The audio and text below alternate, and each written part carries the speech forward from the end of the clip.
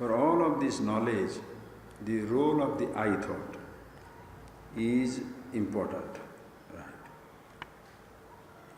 Isn't it that which makes us think it out and recognize oneself ultimately true?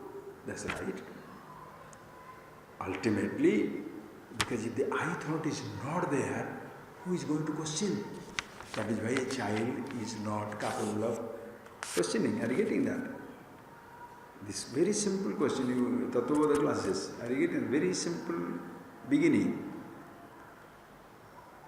Why a child cannot understand the self, should not be given the self-knowledge? Because he doesn't have a self-doubt to have this self-knowledge.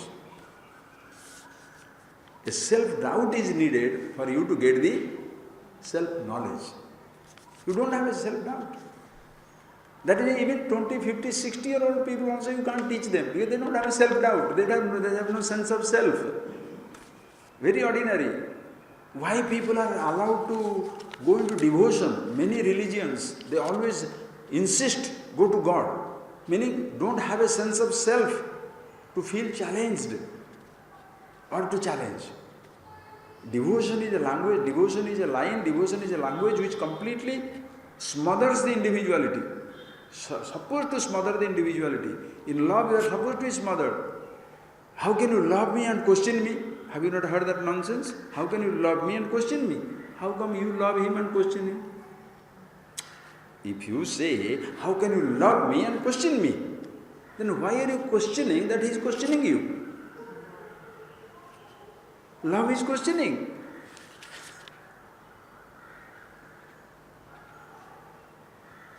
If only people can be little sensitive as to what all they are expecting from others, they must expect from themselves. Ayyo, it will be a paradise. Paradise. But people robustly, stubbornly believe that they are the Mr. Perfection and rest of the world is imperfection. So you'll have a tough time. Don't worry. Wherever you go, you are alone, you'll have a tough time. You are together also, you'll have a tough time. You'll give others also tough time. The trouble. So without a sense of self-doubt, there is no question of self-knowledge. That is why the ahankar is beautiful. This I thought is such a beauty which it gives you, it completely magnifies the sense of limitation. Body is limited, but body has no sense of limitation. When you say, I am the body, you drag the limitation of the body onto yourself, which you don't like. Body has no sense of like and dislike. When I don't like this sense of limitation, I want to look for the limitlessness. So when I say, I want to look for the limitlessness, shall I look for the limitlessness or shall I look for who am I, which is limitlessness? When his I is looking for limitlessness, so he thinks he will find limitlessness somewhere. No. Find that I. Who is the one who is looking for it? What is this? Am I the body? Body has a sense of limitation. Who am I? What is the meaning of the word I? Who am I? Then you discover sense of limitlessness in yourself. That is why the ahankar is a huge blessing. That which becomes first looks like a curse becomes a blessing. That is why in Shiva, in Lord Shiva, that a snake. Snake is a dushana. Dushana means a curse, hissing at everybody. Why?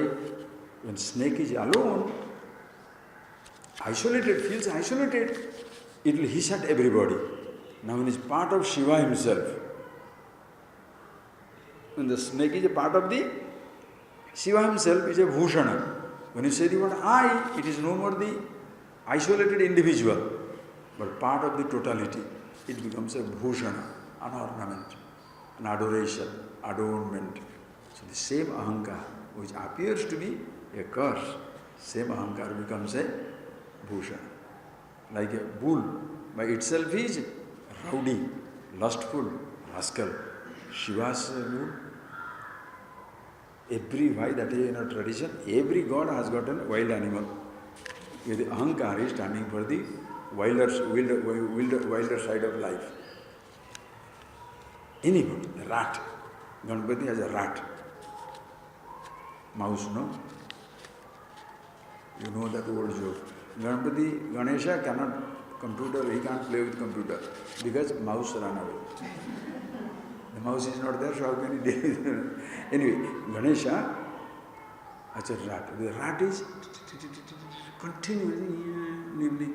But if you see the Ganesha image, the laddus are there. Fullness. Ganpati is beautiful. That whole image is beautiful. See, that rat is looking at him and waiting for the command to eat it. Not by himself go and no. No laddu is eaten up. He is waiting for the command. Your mind is the rat. You are consciousness, the bhoga of the universe.